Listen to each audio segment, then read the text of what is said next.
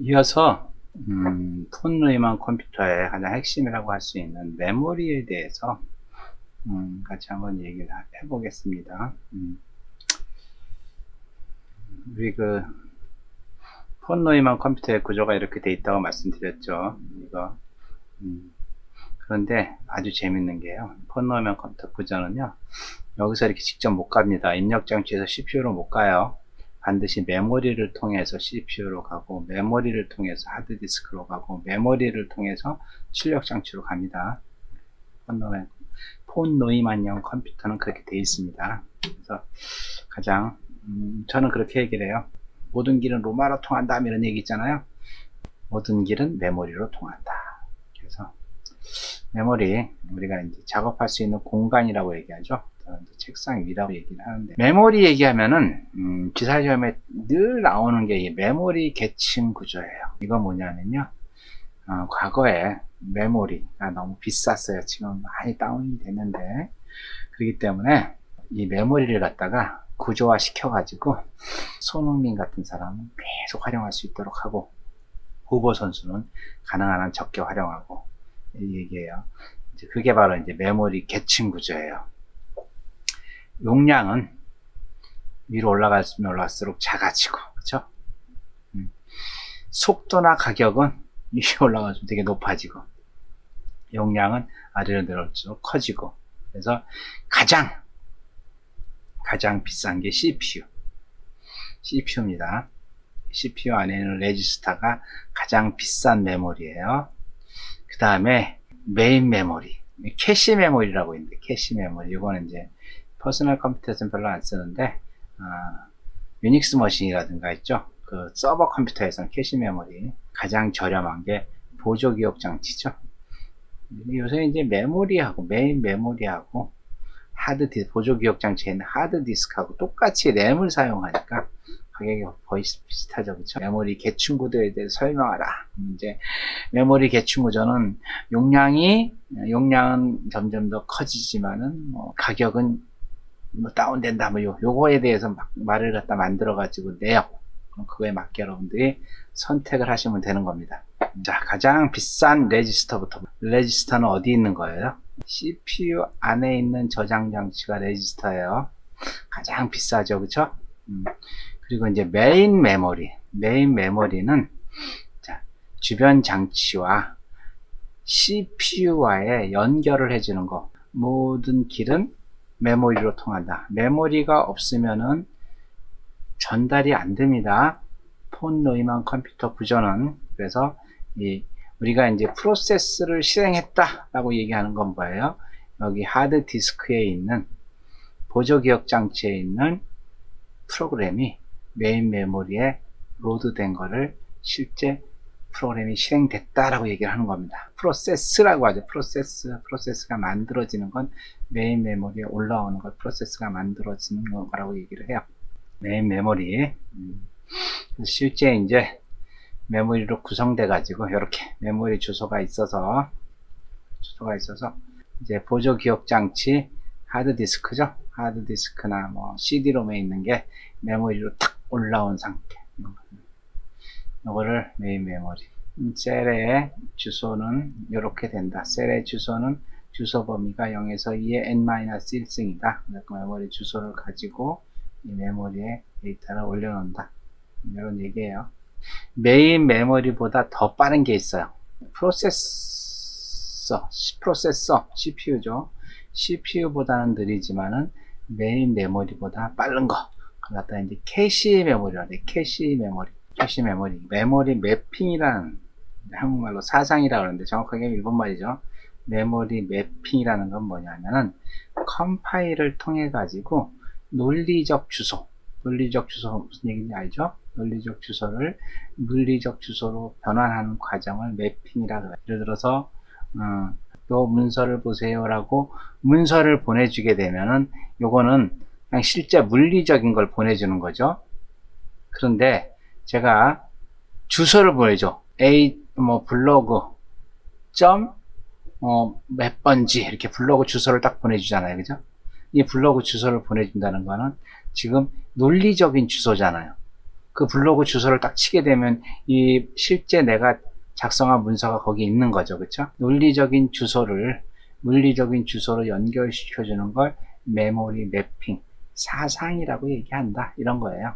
메모리 속도는 이렇게, 메모리 사이클 시간, 실제 메모리를 딱 가서 메모리에 들어와서 작업하고 나가는 거를 갖다가 메모리 사이클 시간이라고 얘기하고, 메모리 접근 시간은 그 메모리에 들어올 때까지의 시간, 데이터를 메모리 버퍼에 저장할 때까지 걸린 시간을 메모리 접근 시간이라고, 다 읽고 나서 끝날 때까지 걸리는 시간은 메모리 사이클 시간이라고 얘기하고요. 그래서 메모리 속도 계산할 때 메모리 접근 시간과 메모리 사이클 시간을 여러분들이 정확하게 이해할 수 있어야 돼요. 캐시 메모리 말씀을 드렸죠. 캐시 메모리는 프로세서하고 메인 메모리 사이에, 여기는 속도가 무지하게 빠르고 여기는 속도가 조금 빠른데, 이 속도 차이를 극복해 시켜주는 게 이제 캐시 메모리라고 해요. 캐시.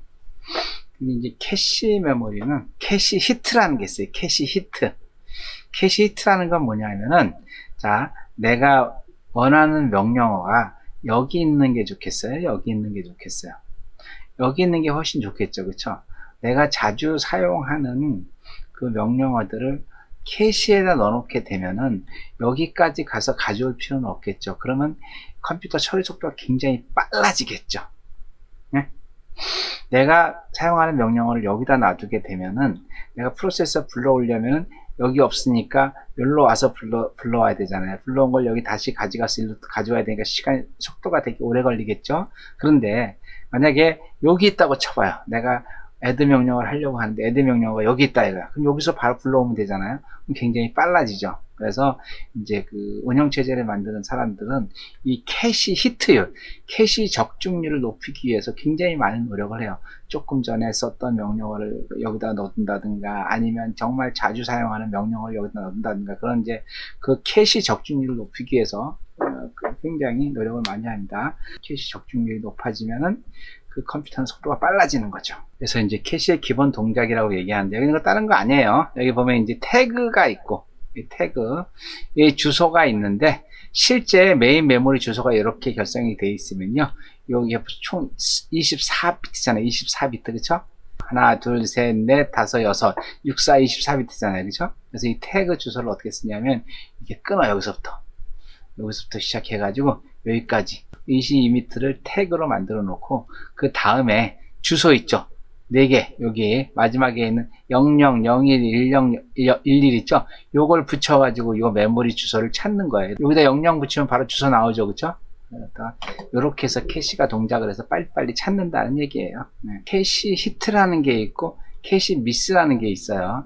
캐시 히트는 프로세서가 캐시에 가서 원하는 정보를 가져오려고 하는데, 있는 경우 캐시 히트라 그래요. 갔는데 없을 때는 캐시 미스라 그래요. 뭘 해야 된다? 캐시 히트율을 높여야지만 그 컴퓨터는 속도가 빨라진다. 이렇게 얘기해요. 그 다음에 이제 블록의 크기, 블록의 크기를 크게 하게 되면은 캐시 히트율이 높아지겠죠. 들어가 있는 데이터들이 많으니까. 그런데 블록의 크기를 크게 하게 되면은 공간적 지역성, 그 다음에 시간적 지역성 때문에 문제가 좀 생겨요. 공간적 지역성이라는 건 뭐냐면은, 메모리가 이렇게 있으면은 실제 내가 어떤 작업을 해요. 그럼 여기가 비어 있으면 여기를 먼저 쓰겠죠. 여기 작업하고 다 반납을 해요. 여기가 빈 개가 되겠죠. 그 다음에 또 이따만한 작업이 들어왔어. 그럼 이만큼 쓰겠죠. 그쵸? 이만큼 쓴다고요. 그 다음에 작업을 다 끝냈어. 그럼 메모리를 반납을 해야 되겠죠. 이만큼 공간이 남아 있는 거죠. 그럼 다시 또 이따만한 작업이 들어왔어. 이만큼 쓰겠죠. 그쵸?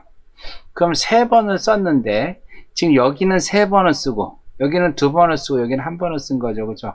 여기는 굉장히 많이 다락했죠. 여긴 별로 안 닿겠죠. 쓴 것만 계속 쓰고 안 쓴 데는 계속 안 쓴다는 게 공간적 지역성. 시간적 지역성은 뭐냐면요, 내가 바로 전에 했던 명령어를 다시 또 사용할 수 있다. 그런 것들 시간적 지역성이라고 그래요. 여러분들이 이 용어 정도만 알고 있으면 될 것 같아요. 캐시 적중률, 캐시 실패율, 그 다음에 공간적 지역성, 시간적 지역성, 이렇게 명령어를 여기 영어 용어까지 해가지고 여러분들이 잘 알고 있으면 될 것 같아요. 자, 그래서 캐시는 공간적 지역성과 시간적 지역성이 발생을 하는데 발생 원인은 순차적으로 실행하는 경향이 있어서 이런 문제가 있어서 된다라는 얘기예요. 그죠? 이게 블럭이 커지게 되면은 안에 있는 데이터가 많으니까 히트율이 높아지겠죠. 블럭이 작게 되면은 그때그때에 따라 틀려지니까. 근데 블럭을 너무 키우면은 캐시 데이터 교체 시 부하가 많이 걸리겠죠. 메모리의 가장 마지막인 이제 보조기억 장치 있죠. 보조기억 장치에 대해서 얘기한 건데, 보조기억 장치도 이제 메모리 계층 구조에서 보면은 그 메모리에 해당됩니다. 근데 우리가 보통 폰노이너 컴퓨터 구조를 나눌 때는 보조기억 장치는 그냥 별도의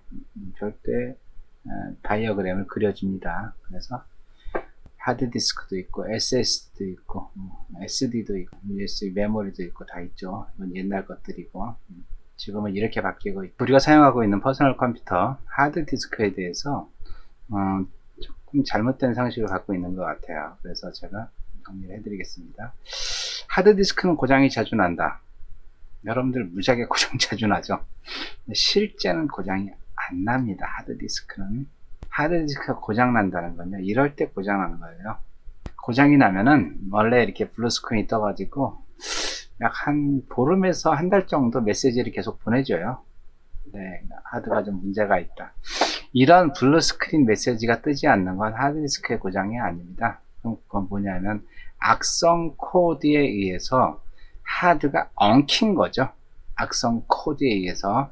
그래서 여러분들이 하드디스크를 보관하는 그 악성 코드로부터 보호하는 방법이 있어요. 그게 뭐냐면은 이런 식으로 하드디스크를 나눠주시면 돼요. C와 D로.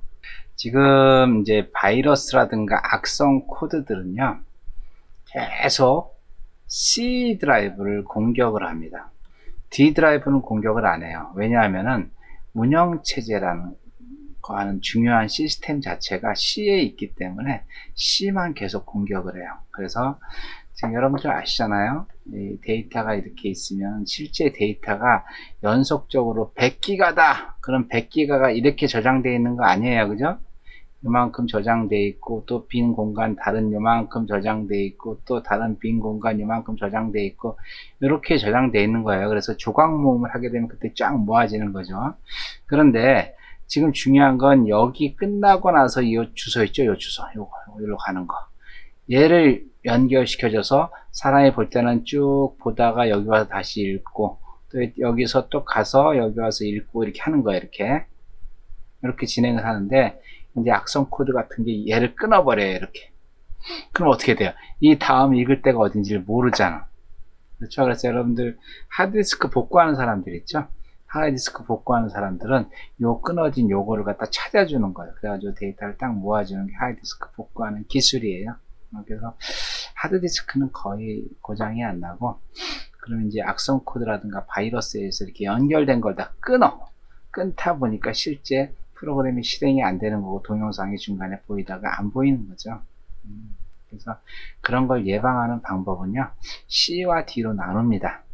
여러분들 우리가 예를 들어서 건물이 하나 이렇게 있어요. 그죠? 내가 건물을 졌는데 이 건물이 불이 났어. 불이 나서 되게 보기 싫어. 그럼 어떻게 하면 돼요? 이걸 다 부시고 다시 지으면 되죠. 근데 건물을 부시고 다시 짓는 건 되게 힘들죠. 그런데 하드디스크는요, 컴퓨터는 건물을 부시고 다시 짓는 게 굉장히 쉬워요. 그걸 뭐라고 그래요? 우리는 포맷이라고 해요. 포맷이라고 하는 거는요, C 드라이브만 다 부시고 다시 짓습니다. D 드라이브는 건들지를 않아요. 그러면은 우리가 데이터를 안전하게 보관하려면 어떻게 돼요? C하고 D를 나눈 상태에서 C는 소프트웨어를 설치하고 D는 데이터를 저장하면 되겠죠. 무슨 말인지 이해 가세요? 여러분들 소프트웨어는 어디서든지 얻을 수 있죠. 여러분들 윈도우 10 구할 수 있죠. 아래 한글 구할 수 있죠. 파워포인트 구할 수 있죠. 엑셀 소프트웨어 구할 수 있죠. 근데 내가 만들어 놓은, 아래 한글로 만들어 놓은 순이한테 쓴 연애 편지, 그거는 어디서 구할 수 없죠. 내가 찍어 놓은 사진, 그죠? 그 사진 데이터는 어디서 구할 수 없죠. 무슨 말인지 이해 가세요? 그렇다면은 내 데이터, 사진이라든가 순이한테 보낸 연애 편지라든가 내가 만들어 놓은 리포트라든가 이런 것들은 어디다 보관해라? D에다 보관하고. 그리고 C에다는 뭐? 일반적인 소프트웨어만 만들어 놓는 거예요. 그러면 어떻게 돼요? 내가 C하고 D로 나눠 놨는데 바이러스가 들어와 가지고 컴퓨터를 사용을 못하게 됐어. 아니면 악성 코드가 들어와서 컴퓨터가 오작동을 해. 그럼 어떻게 하면 돼요? 이 C만 포맷을 하면 되겠죠. C를 포맷하면 어떻게 돼요?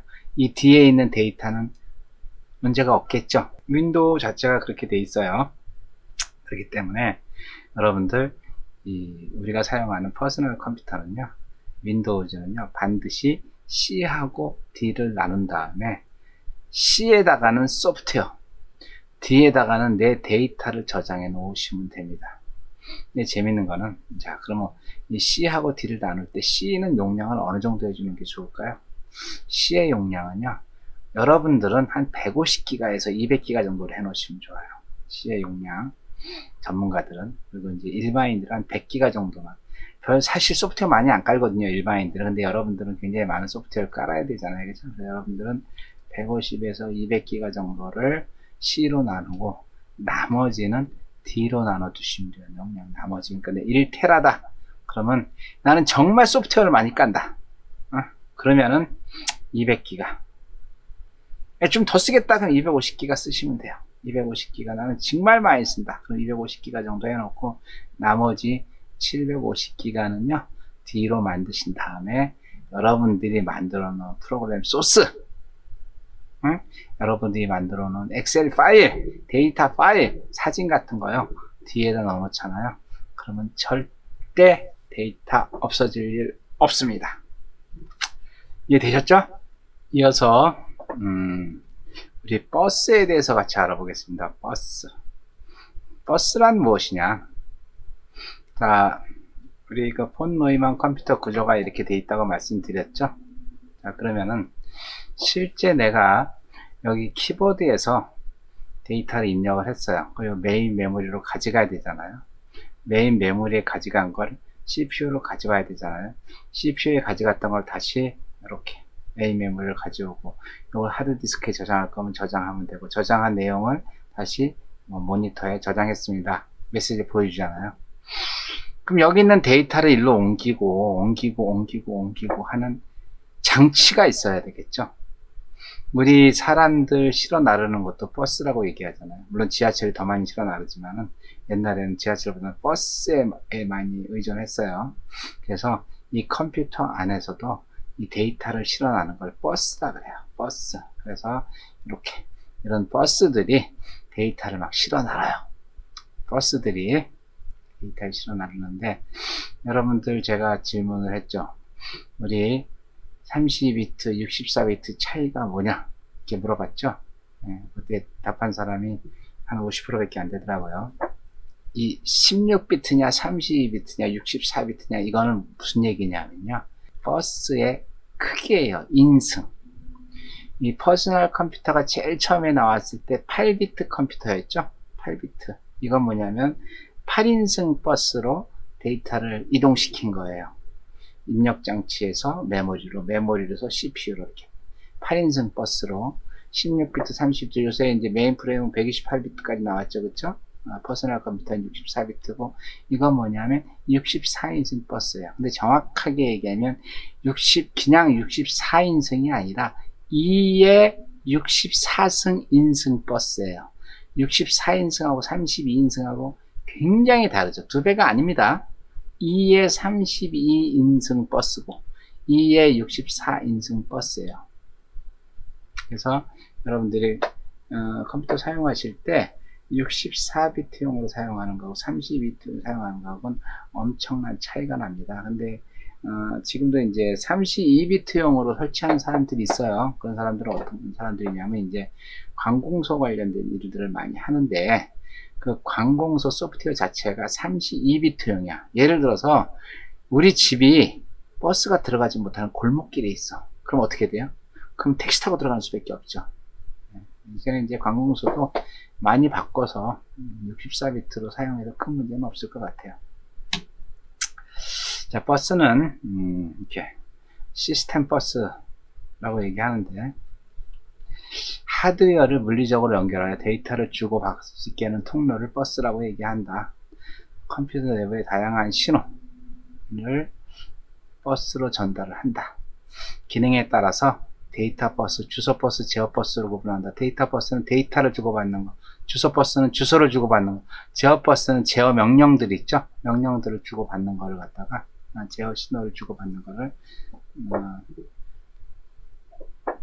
제어 버스라고 얘기합니다. 그래서 프로세서하고 메인 메모리하고 주변 장치들 간에 이 버스를 통해서 서로 데이터를 주고받는 거죠. 그래서 실제 이제 하드웨어는 이런 식으로 구성이 되어 있습니다. 그리고 이제 컴퓨터 하드웨어 제일 마지막에 해당되는 주변 장치 있죠? 주변 장치. 교재에 보면은 29쪽 보시면 됩니다. 29쪽. 주변 장치들. 프로세서와 메모리를 제어한 나머지 구성 요소를 주변 장치라고 얘기하는데, 입력 장치, 출력 장치, 저장 장치, 이런 것들, 그죠? 이런 것들을 주변 장치라고 이야기합니다. 이어서 소프트웨어에 대해서 얘기를 해야 되는데, 시간이 너무 지나서 챕터 1은 둘로 나눠야 될 것 같아요.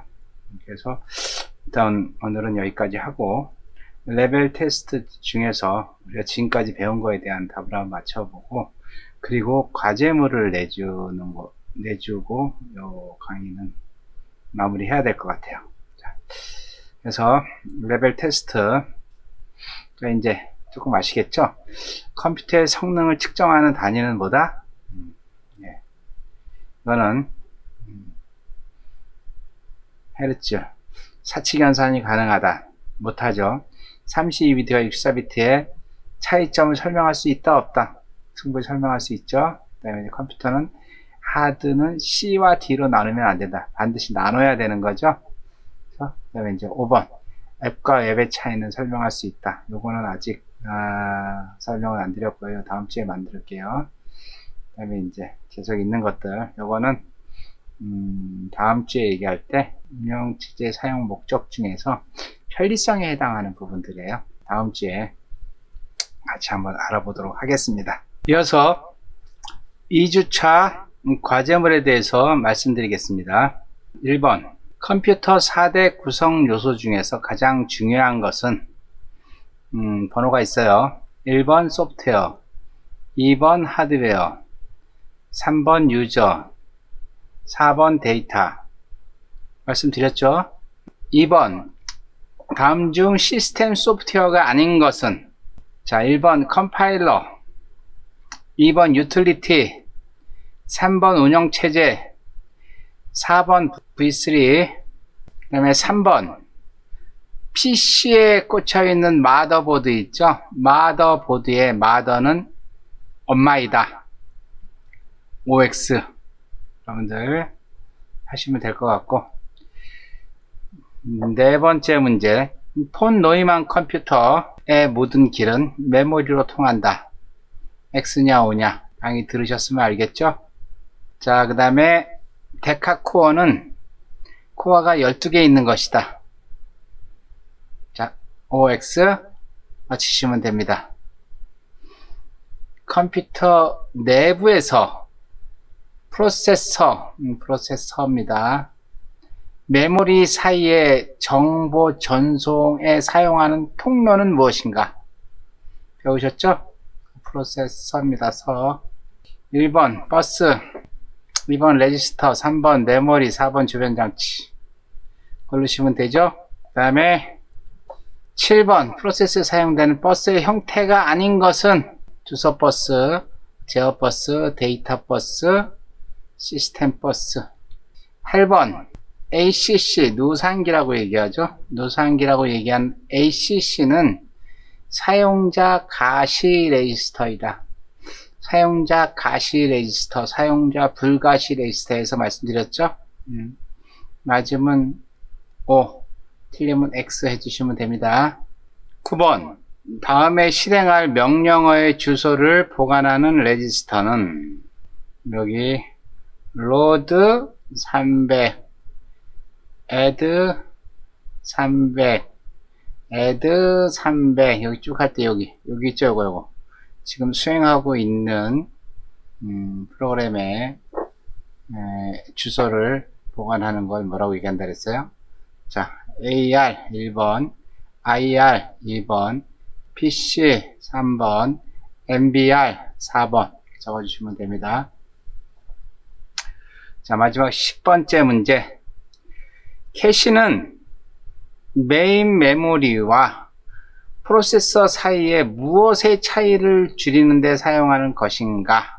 구조의 차이를, 속도의 차이를, 지연 시간의 차이를, 저장 용량의 차이를 줄이는데 사용하는 것이다. 쓰시면 되겠죠? 그래서 1번에서 10번까지 작성을 하셔서 지난번처럼 과제물에 넣어주시면 되는데, 다시 한번 부탁드리겠습니다. 파일로 만들어서 올리시면 안 돼요. 파일로 만드시지 마시고 과제 설명란에 1번 답, 2번 답, 3번 답, 4번 답 쭉 이렇게 써주시면 됩니다. 오늘 강의 어땠나요? 강의 촬영한 내용을 보니까 약간 어두워서 왜 그런가 했더니 조명을 하나 안 켜고 했습니다.